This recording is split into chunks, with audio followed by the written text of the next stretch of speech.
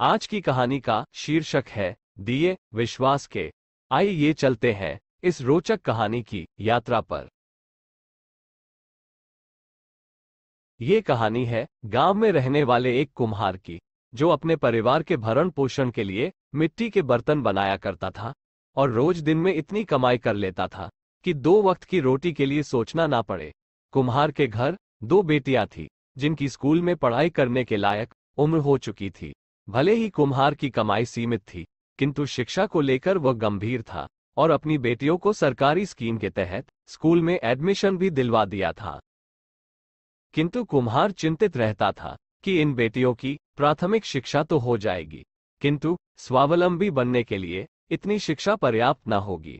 और वह ये भी जानता था कि आगे चलकर उसकी मिट्टी के बर्तन के परंपरा को शायद उसकी बेटियां ना चुने, और वो इसके लिए उन पर दबाव भी नहीं बनाना चाहता था। कुम्हार और कुम्हार की पत्नी अपने काम को लेकर एक दूसरे का हाथ बटाते थे। क्योंकि कुम्हार की पत्नी पढ़ी लिखी नहीं थी और कुम्हार के पास संसाधन भी सीमित थे, इसलिए अपने बर्तन बनाने के काम में उसने अपने पत्नी को भी सहभागी बनाया, जिसे उसकी पत्नी ने भी स्वेच्छा से स्वीकार किया था। किंतु कुम्हार के मन में एक कसक रह गई थी कि शायद अपने पत्नी के लिए विकल्प बनाने में उससे कोई कमी रह गई।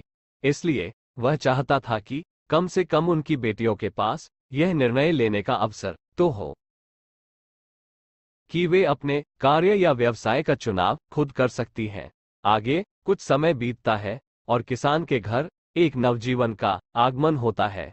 किसान की पत्नी ने तीसरी बेटी को जन्म दिया था। किसान अपने नवजात बेटी को देखकर हर्षोल्लास से झूम उठा और उसके लिए तरह तरह के भविष्य कल्पनाएं करने लगा।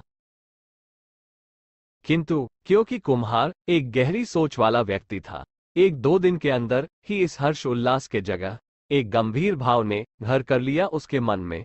अब कुम्हार सोचने लगा कि प्रकृति ने उसके घर को तीसरे बच्चे से नवाजा तो है, किंतु अब उसे अपने तीनों बच्चे और खासकर इस नवजात बेटी के भविष्य के बारे में और गंभीरता से सोचना होगा। इसी कश्मकश में कुम्हार अपने काम में भी खोया खोया सा रहने लगा था। लोग उसे देखते तो ऐसा सोचते कि शायद कुम्हार बेटी की जगह बेटा चाहता था और लिंगभेद की वजह से दुखी हुआ बैठा है। किंतु बात तो कुछ और ही थी। खैर, कुछ समय बीता और कुम्हार अपने बर्तन बनाने के काम को नित्य निष्ठा से करता गया। नए बच्चे के जन्म के 2-3 महीने बाद कुम्हार एक दिन अपने काम पर बैठा था। पहिया घूम रहा था और कुम्हार अपने हाथों से एक सुराही को आकार दे रहा था। तभी वह देखता है कि उसके दरवाजे पर एक वृद्ध संत खड़े हैं। कुम्हार सोचता है कि आज इनका आगमन कैसे हुआ। इन्हें ज्यादातर गांव में आते जाते तो नहीं देखा है, किंतु जब द्वार पर संत खड़े हैं तो उन्हें कैसे ना आमंत्रित करूं। खैर, संत स्वयं ही अंदर चले आते हैं और कुम्हार से कहते हैं कि मुझे 5 दिए चाहिए पूजन के लिए। कुम्हार बड़े हर्षित होकर उन्हें 5 दिए दे देता है। तभी संत उसके चेहरे पर चिंता के भाव देखते हैं और पूछते हैं कि क्यों चिंतित हो। कुम्हार उन्हें अपनी समस्याओं का सार कुछ क्षण में बताता है और तब संत कहते हैं कि तुम एक सद्गुणी पुरुष हो और तुम्हारी चिंता एक उचित दिशा में है। अत्यधिक चिंता करना तो उचित नहीं, किंतु कुछ महत्वपूर्ण बातों के लिए व्यक्ति को सजग रहना उचित है। अब संत कहते हैं, चलो चिंता मत करो। जिस प्रकार ईश्वर ने पूरे जगत को पाला है और विशेषकर कर्म करने वालों को सदैव संतोष मिला है, तुम भी अपना कर्म करो।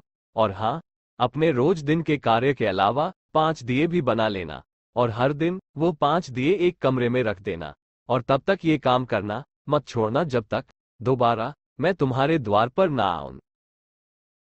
यदि इस वृद्ध संत पर तनिक भी भरोसा है तो अपने मन में शंका मत आने देना। ये कहकर संत वहां से चले जाते हैं।